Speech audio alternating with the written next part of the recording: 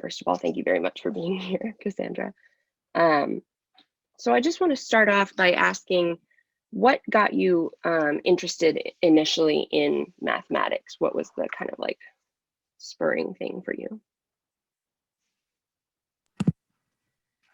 Yeah. So this is fun because the other day I joked it was that when I used to watch Sesame Street, the Count was my favorite character.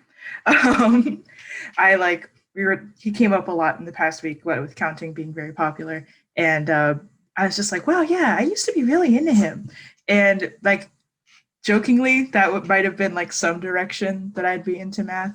But I think really, I just really liked puzzles as a kid. Like I loved like riddle books and like puzzles and like anything where like people could kind of like leave me to tinker for a while and I could like make a thing. Like that's my favorite stuff. That's like my absolute jam.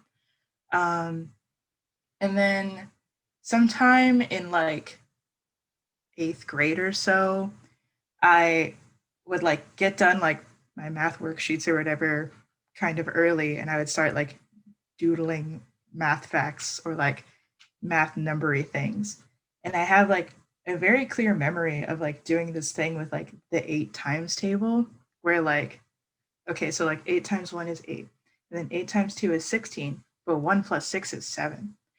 And like I thought I was like doing this like Da Vinci Code level mathematics because like it actually does like do a very cool thing. It goes from like 8 7 6 5 4 3 2 1 when you like add up the digits, and I was like, oh, this is the sickest stuff. And I like showed my math teacher, and she was like, oh yeah, you should like talk to math majors about that. They'd love it.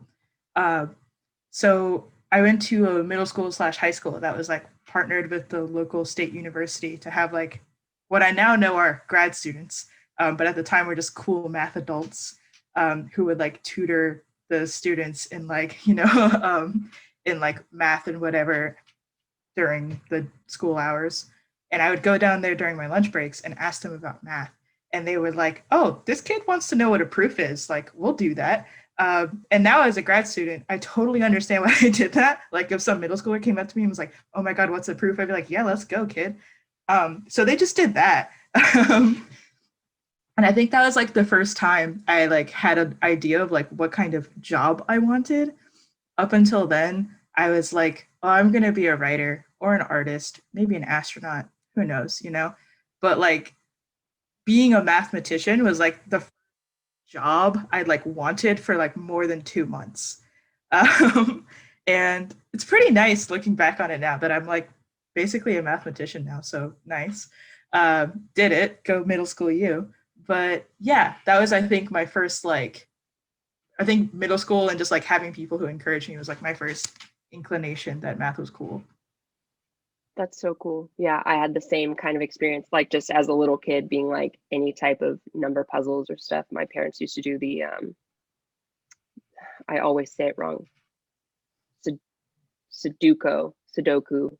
Yeah. There it is. My parents used to do those all the time, and I was like, I want to do that because you guys are cool. I want to be cool, and it just stuck.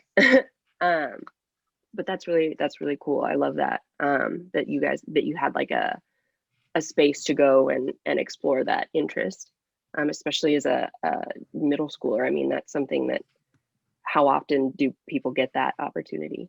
Um, so what in your undergrad, first of all, where did you go to school for your undergraduate degree? And then what did you major in and what was that experience like for you? Yeah. So I'm from New Jersey. Um, and I went to undergrad at Princeton University, also in New Jersey. Um, I was a math major, so I got there and I was like, math is the bomb. We're gonna do that. But Princeton's a little weird in that like you're not allowed to like declare your major until the end of your second year. Um, Okay. I say that it's weird because I talk to students at UT all the time and they're like, oh, I had to apply with a major. I'm like, they made you do what? Um, but yeah, so you're even if you apply to Princeton saying like I will be a chemist, like that's what's gonna happen. They're like, sure, kid, and then they give you like 2 years to like kind of figure it out or whatever. Yeah. Um, and that's more or less what happened to me. I applied as saying I wanted to be a mathematician. That's like my big goal, and they were like, okay, yeah, we'll give you this like advisor who like is a physicist, and they'll like try to guide you into being a mathematician or something. And that was actually kind of like a little turbulent, actually, because I went to a high school in New Jersey, in Camden, New Jersey, which is like not particularly well funded or even has like a particularly good reputation. I think there's like famously a Time magazine cover that called us like the most dangerous city in the United States and stuff. So not the strongest background to be coming, I guess, to college with. But then also like I remember we had these like big freshman advising like meetings. So what they would do is like they like pair you up with an advisor, and then they put all the advisors in like this big lecture hall, and then you like get sent in kind of like to just meet with your advisor, and they help you figure out your schedule for the first year. And I was like super excited. I was like, oh, I'm going to be a mathematician. This is the best. And then I go up to like my assigned advisor, who again is a physicist, and was like, okay, cool. Can you do this like Taylor expansion for me real quick? And I was like, what? I don't know what that is. And he was like, huh, weird. And then he like gave me like some other math problem, like just to do like on site, which is not what I thought I had to do like at all. And I like couldn't do it because I couldn't do it. I didn't know any of that. And he's like, yeah, I'm not sure if like you should be a math major if you like don't know how to do this. And I was like, huh? So that was really stressful. And I like, talked him into it, I guess. I was like, no. Like, like I'm ready to learn. Like, I know I didn't take all this calculus and stuff before I got here. This will be a theme, by the way. I don't know calculus still. I know I didn't take all this calculus and stuff before I got here, but like, I'll like work really hard, and like I do know proof by induction, and like, isn't that like more important? And he was like, yeah, I mean, maybe you should take this intro to proofs class, that they're offering, and like, see if this track works out. So the math major at Princeton actually doesn't have calculus in it at all. The first class you take is a proof-based real analysis course, which is insane. My first year, they had me take this like intro to proofs course that I was like relatively fine with because like I did know induction, that was the stuff I did know. The stuff I didn't know was calculus. So I went into this like intro to proof course finally. Like after a year, I like finally had talked my advisor into like letting me try to be a math major, and he's like, sure, I guess. So I took the first math major class, and like the proofs that don't rely on knowing calculus, I was like, fine. But my professor would say stuff like, and I could do this, but we all got a 5 on the BC Calc exam, am I right? And I'd be like, I don't know what you mean. So that's all like a very like turbulent start, I guess. Like I barely passed that class. I think I literally got a C minus. But C's get degrees was our motto. And the next semester I took linear algebra, which was like the second course in the sequence. And the professor of my real analysis class was the same as my professor for my linear algebra class. And he was also like the math major, like departmental advisor. So now I wasn't going to this physics guy anymore. I was talking to this like math guy. And he was like, analysis was kind of hard for you, but most people don't take something shaped like linear algebra in high school.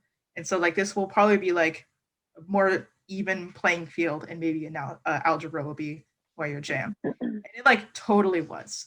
I did way better in linear algebra. It like just felt a lot better. Like I still have, I think by the end of this call, I can also produce it.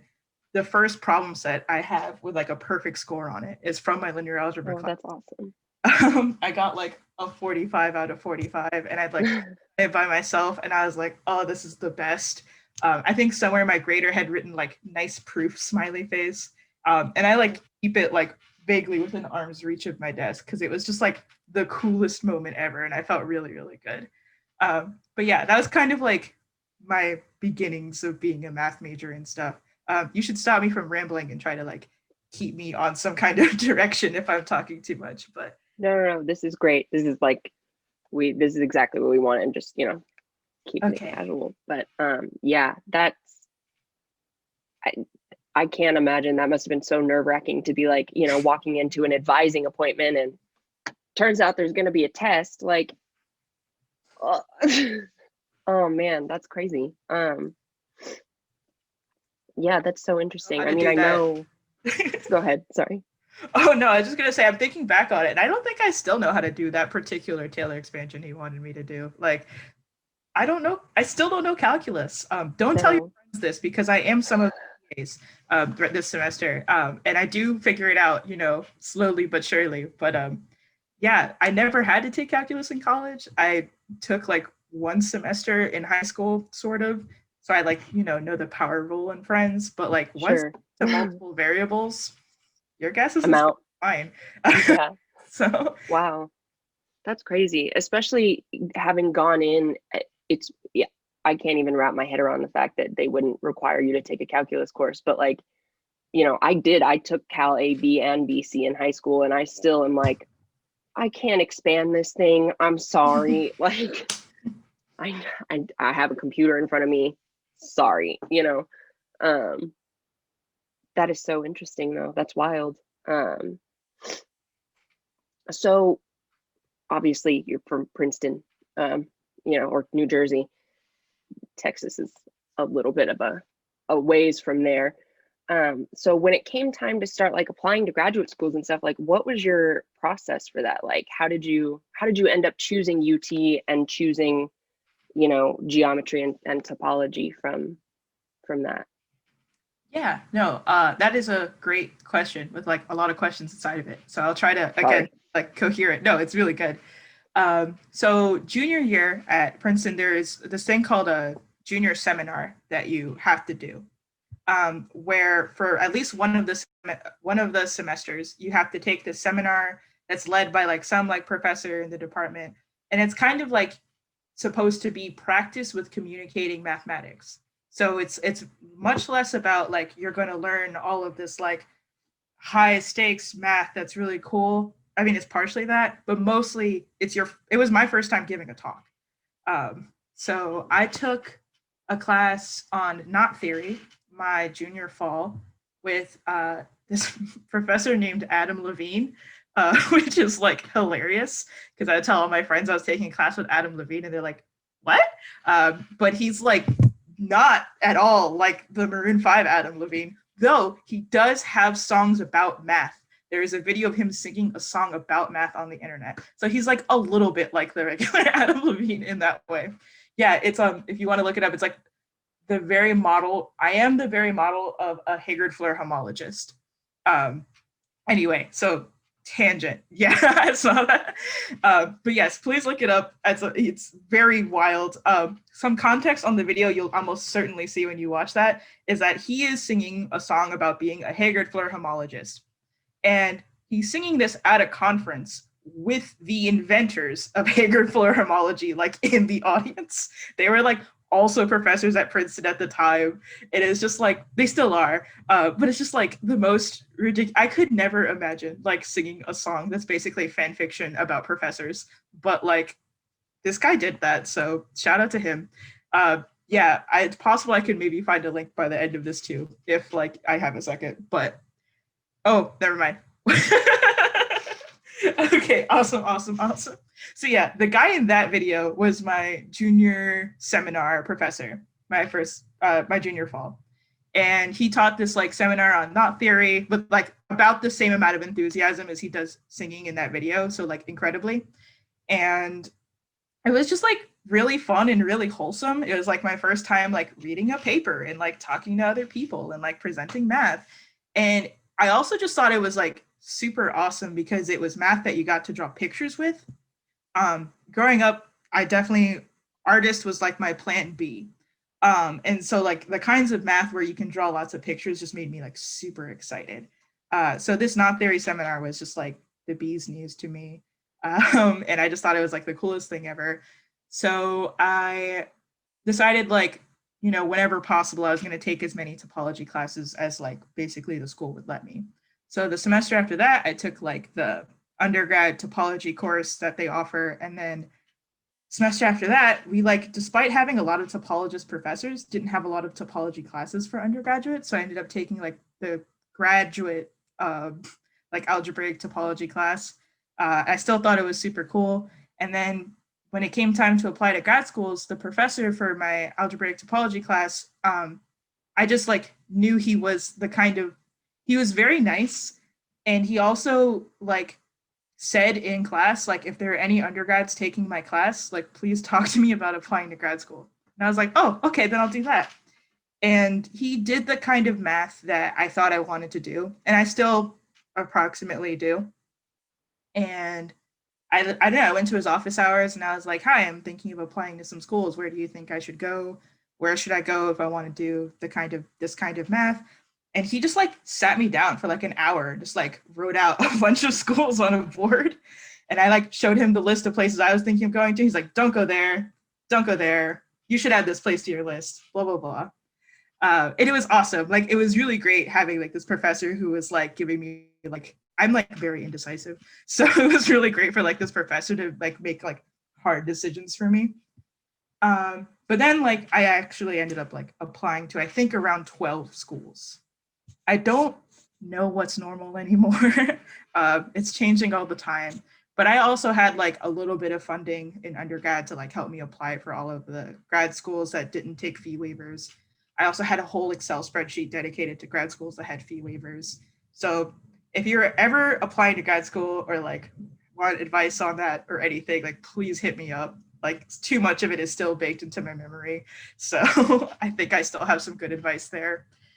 But I was applying to grad school, and I also applied for this thing called like the NSF, which is like a grad school fellowship thing. I mentioned this because I did not get into UT. Like I almost didn't get into UT like at all. So like I got into Georgia Tech, and I was like super excited because I'd like gotten into a grad school, and I was like, oh man, you know, I'm gonna be a doctor of the non-medical kind, and it's gonna be exciting. And then I got into UIUC, which University of Illinois at Urbana-Champaign, which until I basically got in, until spoilers, I got into UT, was basically my dream school, and I was super excited. And I like had visited twice and like already had picked out where my apartment would be. And again, spoilers, I don't go there. But so I was like choosing between those two schools, and I had like really cool campus visits for both of them and had like really fun offers. But then I got the NSF, which was like amazing and ridiculous. And what happens when you get the NSF is that a bunch of schools that have you on their wait list suddenly email you and are like, oh, by the way, now that you come with your own funding, we happen to have an extra seat. And I'm like, okay. So I got like a couple of those shaped emails. Like the morning I woke up and found out I got the NSF, and I was like, oh, snap. For context, the day that you're supposed to tell a grad school which school you're going to is April 15th. I think it's the same every year. And I got the NSF on like April 11th or something, which meant that like I was getting like a bunch of emails or something ridiculous that was like, so are you coming? And I'm like, I don't know, like that seems really stressful. UT was ridiculous, and Elisa, who's like still in the department, like as a like department coordinator figure, was like, we will fly you out tomorrow so you can come visit this school and see if you like it. And I had to like, you know, email all of my professors and stuff and be like, oh my God, I'm sorry, I just got into a grad school. The visit's gonna be really weird. But I came to Austin for 2 days, and it was like the best. I mean, you know, I'm here, but it was great.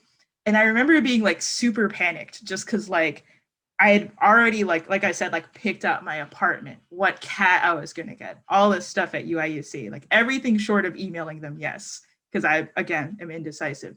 And I called this professor who was giving me this grad school advice. He told me to like call him when I emailed him that I was having a hard time. And I remember I was like sitting like what I now know is like West Campus on some bench. And I was like calling this professor, and I was like, I don't know where to go. And he was like, go to UT. And it was again really nice to have like someone who's like more decisive than me, but someone with also like a lot of years of experience kind of giving me like very solid advice. He's like, you can't go wrong with any of the places you go to, but you can also go to UT, and they have wonderful people, and it'll be great, and I think you'll love it. And I remember I was on the plane back, and I was like writing my pro con chart like on the little like napkins they give you on the plane. And I got off the plane, and I was like, oh man, I think I'm gonna go live in Texas. And I wrote the emails, and now I'm here. So very, very whirlwind, but yeah.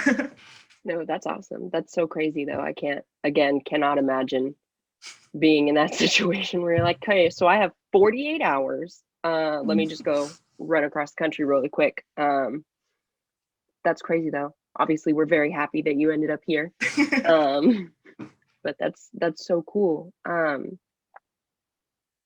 Man, yeah. So,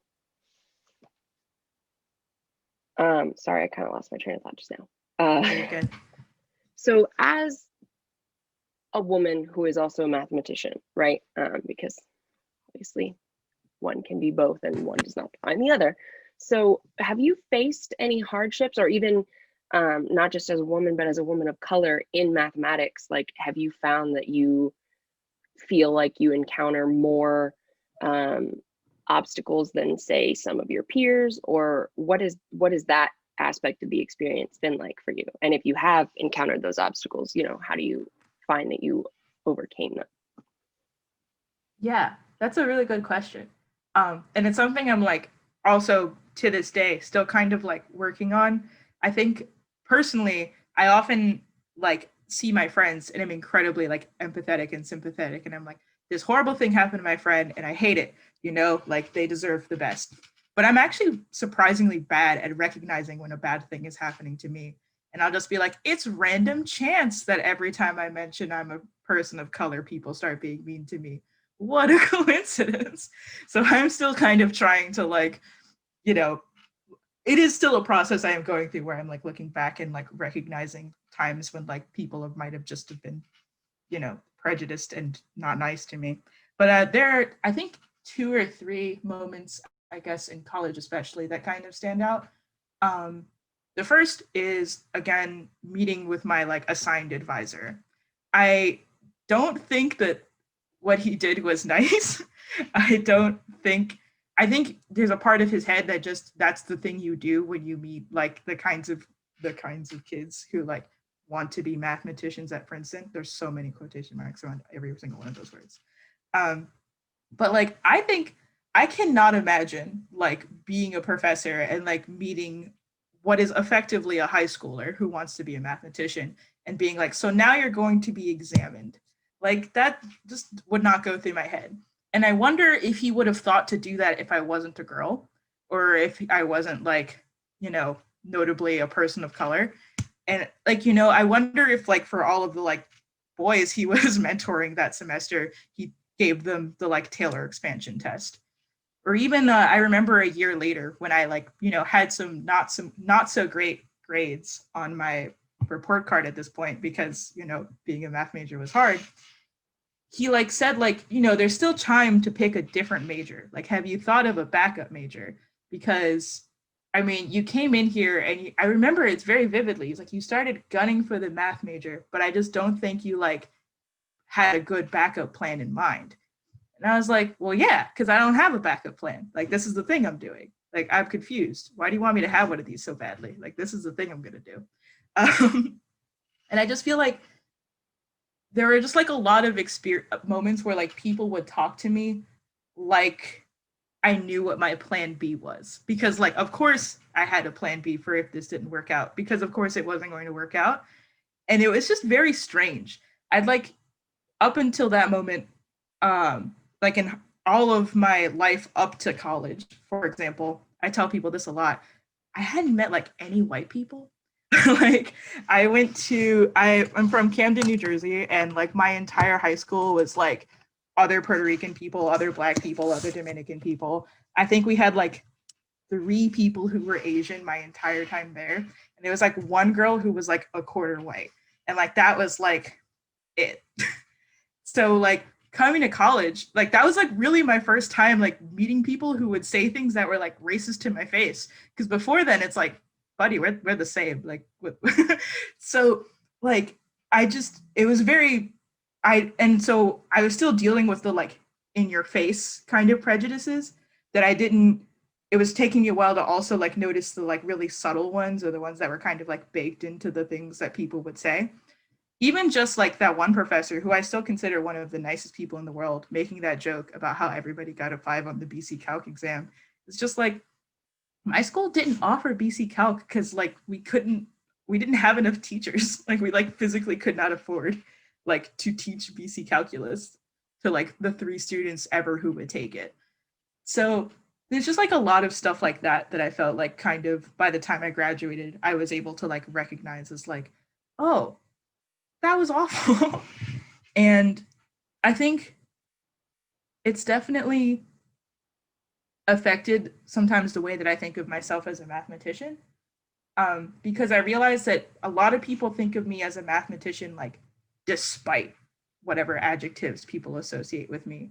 But like, I've never thought of myself like until I met these people as a mathematician despite anything.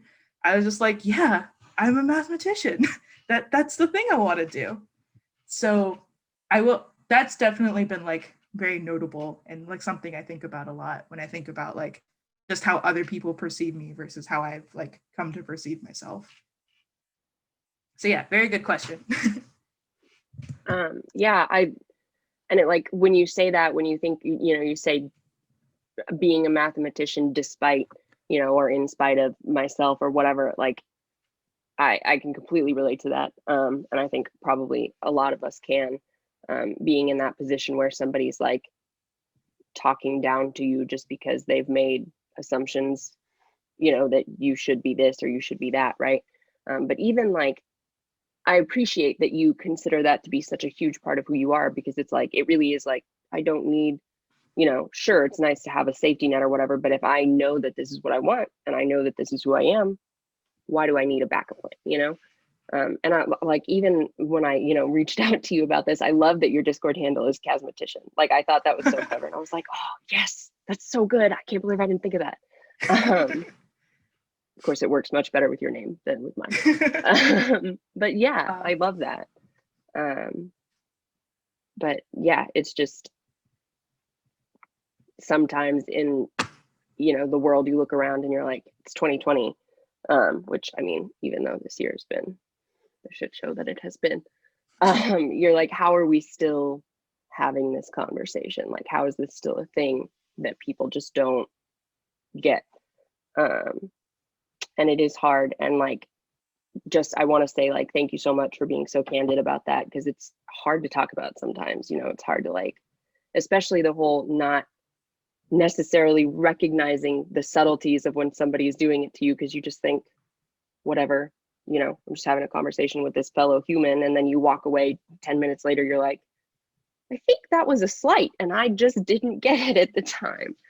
But yeah, so at this time, guys, if anybody else has any questions, stuff that I didn't cover, if you guys want to ask anything. I have a question. Yeah. And I think you kind of touched briefly on it, but do you have any advice for undergrads thinking about grad school who don't really know what they want to research? Do you have any advice for how they might kind of discern their topic? Yeah. I will say one thing is that I feel like grad schools very rarely expect you to know what you want to do, but I think they want you to pretend you do. And what I mean is like, when I applied to all of my grad schools or whatever, I did, pick some professors at the department and said, oh, I'd love to do this flavor of research with so-and-so based on these experiences I've had. But before this meeting, I was in a meeting with my advisor, who notably was nowhere on my application to UT. I like wrote down this list of all the professors I said I wanted to work with, and I thought I'd done a great job of basically listing the entire topology department, but I never listed Jeff Danziger because I was like, oh, he does weird stuff. And now, like, that's exactly the weird stuff that I like, and exactly the weird stuff that I do. But I do think that I feel like the thing they want you to acknowledge is, I guess, like who they have there and like what they can do for you and you can do for them, I guess. When I was applying to a lot of places, I would say like I had like a school specific sub paragraph where I basically was like, University A is the best ever, and like I want to work with Professor A, Professor B, and Professor C on insert topic here. And that was just like 2 or 3 sentences that I kind of switched out in almost every application, because I think they know that you can't reasonably know like what kind of math you're going to do. In fact, I think most grad schools like very much expect that you'll come and like take either the qualifying exams or the prelim classes or whatever and like actually develop some like sense of what's out there in math. And so I can't think of any place that would be like especially binding to like your current vision of like what you want to do. So much as like they want to see that like, you know, you kind of know what's out there and like you've actually given their department like a real like glance and like you want to know why you want to go there besides like seems neat to live in New York. That's also valid. So Thank you. That's reassuring. yeah, I actually applied to a lot of places also as a graph theorist. Again, who knows? But like, you know, I applied to a lot of places with like more of an emphasis on like combinatorics and graph theory because I'd done 2 REUs by then, like that were in graph theory. And I was like, this was cool. I did that for a couple months. That was neat. And like, if you read any of my essays from back then, they basically come down to like, this seems neat. I know that word. So that I imagine is the amount they expect, or at least from, you know, the places I'd heard back from. So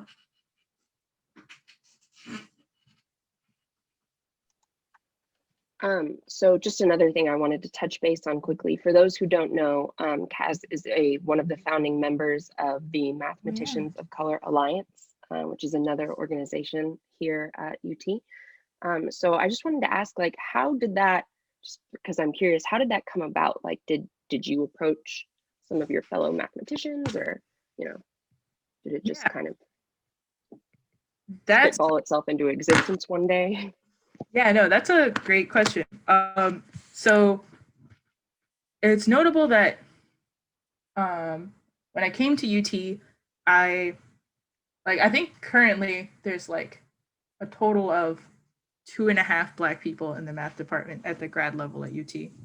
And I think one of them doesn't like really show up almost ever.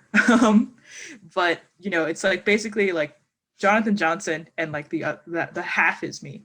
And I think it started a little bit because Jonathan Johnson is like a really cool guy who like invites everybody in topology to get lunch at least once a semester, especially when you're a first year and you like say that you like topology.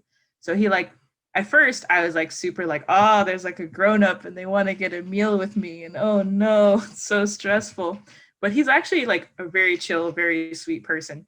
And I remember like it's one of my favorite jokes I've ever heard someone tell casually, but we like got lunch and we were like sitting somewhere on campus and he was like, it's nice to get all the Black people in the department together like this. And it was like just the 2 of us. And just, I don't know, it was like exactly the amount of zinger that I really like. And I was like, yeah, it is, but also like it's a little, it's a very good joke, at least to me. And I think we'd like kind of been toying with like, for example, there's an alumni of our department, Corey Colbert, who like was a grad student here a couple years ago.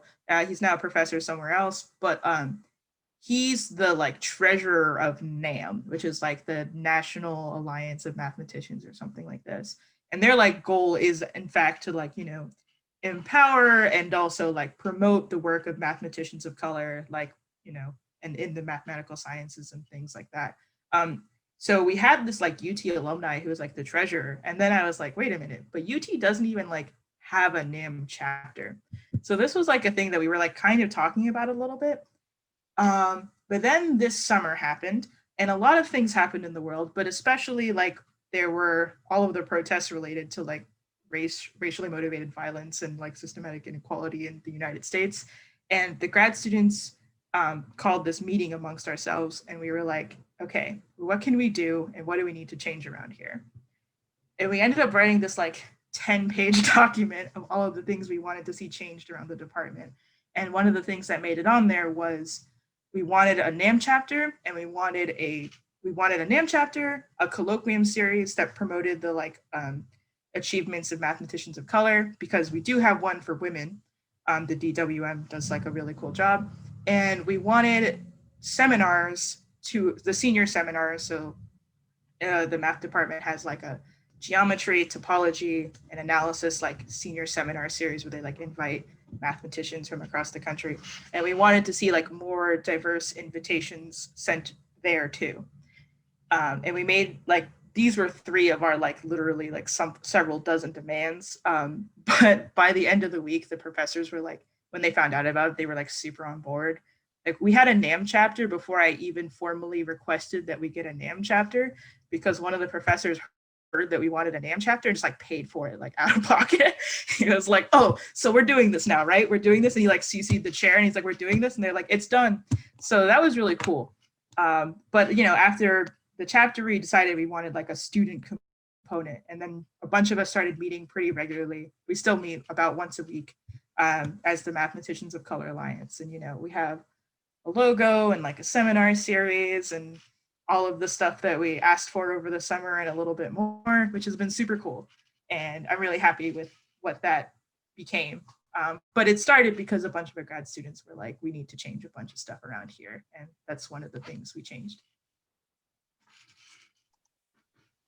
Awesome. That's so cool. Yeah, I don't unfortunately get to attend as much of the meetings for MoCAT as I would like to, but all of you guys have such great information, and I love that you do the like unofficial office hours and stuff like that, and just like, you know, you have all these different things and make it so accessible for people, which is of course important during this time of online everything.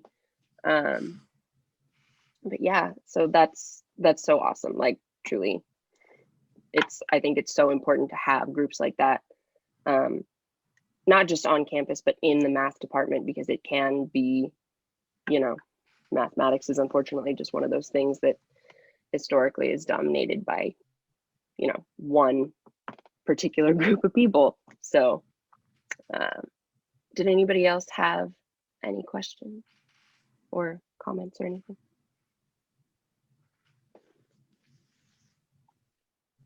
I have a question. Well, first of all, thank you so much for sharing your experience with us.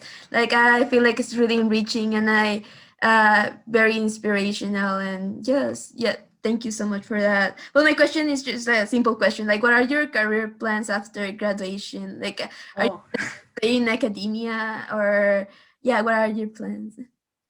Yeah, so I currently am planning to like still, you know, be a academic person. You know, I'm watching my older academic siblings go through the process of like applying for postdocs and jobs and stuff, and I'm slowly realizing that that's going to be me in a couple years, and I'm like, oh, okay.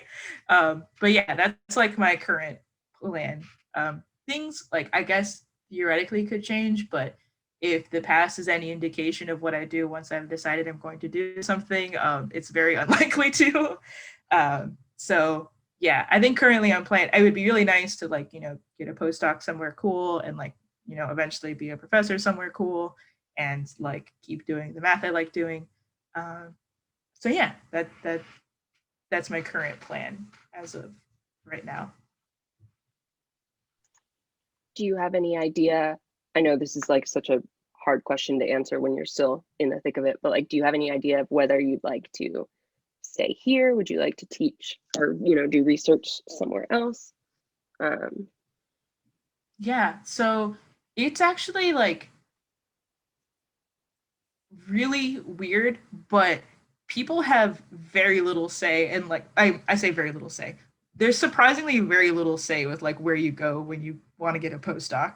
I think what I'm realizing is that for like each like successive stage in academia, you have like almost less and less control on like where you end up going, because like for example, like for college, you just kind of apply it to anywhere with a math department if you think you want to do math, and like that's it, you know, you'll do math there and it'll be fine, and it really doesn't matter like who the like what the school is or anything like that, because very little like research is going to rub off on you.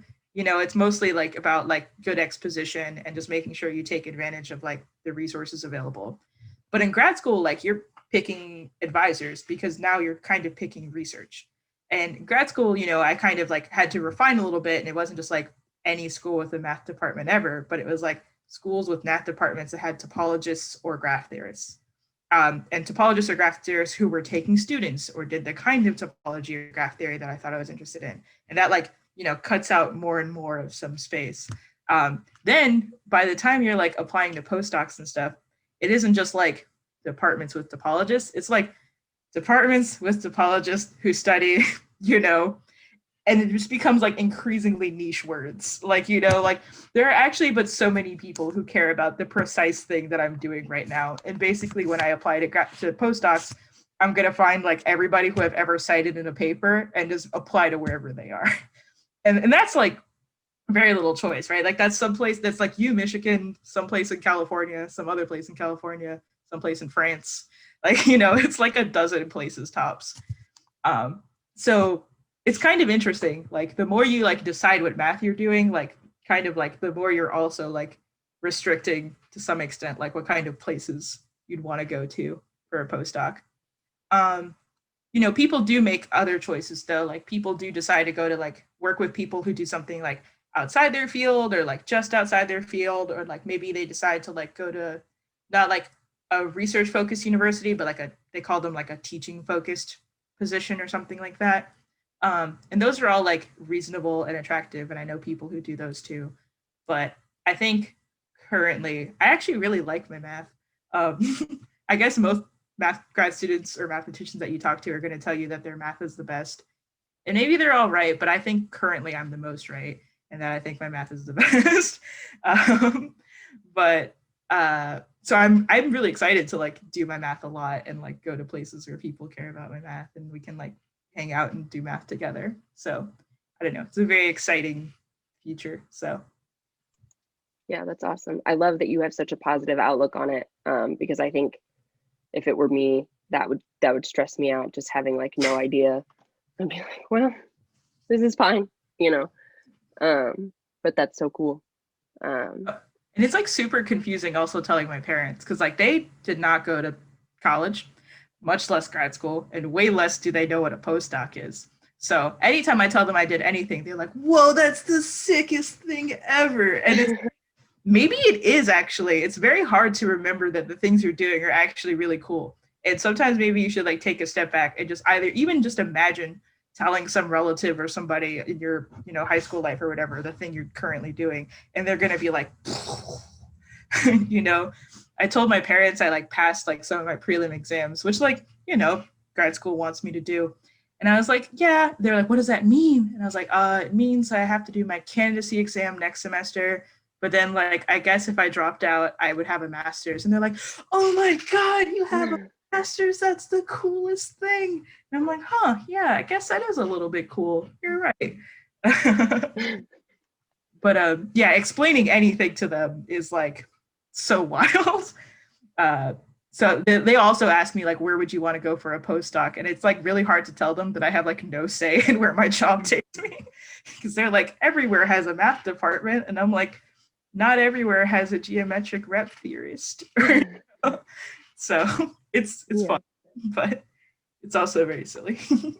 That's awesome. I bet that like just like having that, you know, hype team though, that amount of support where everybody's just like, everything you do is amazing, you know, it really probably helps a lot.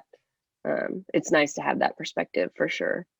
And I think that's really good advice, that everybody should just like take the time to find somebody who knows nothing about what you do.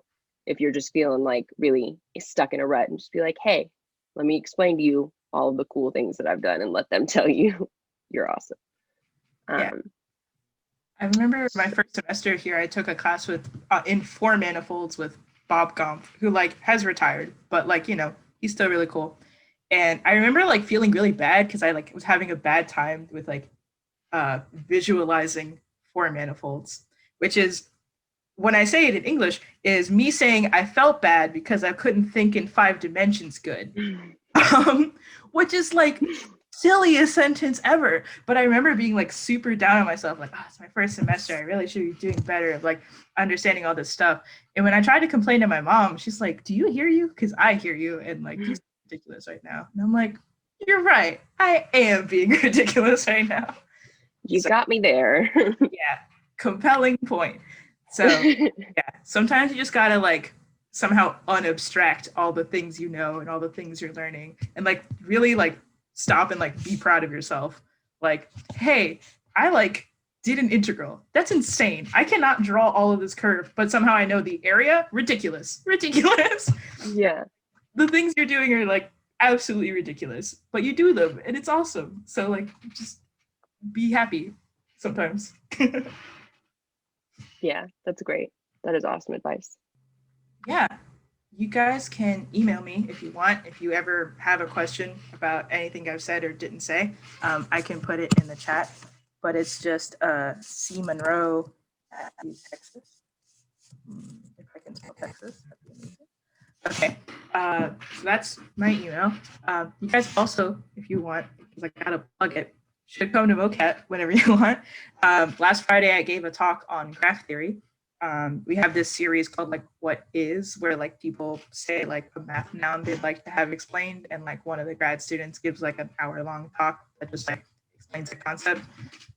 If you want to know what graph theory is and you missed my talk, which is valid, I also posted the slides like somewhere in the Discord, so you can also just kind of like click through. This is basically a stop motion animation of like what graph theory is. And yeah, so thanks for having me also. Like this was really fun.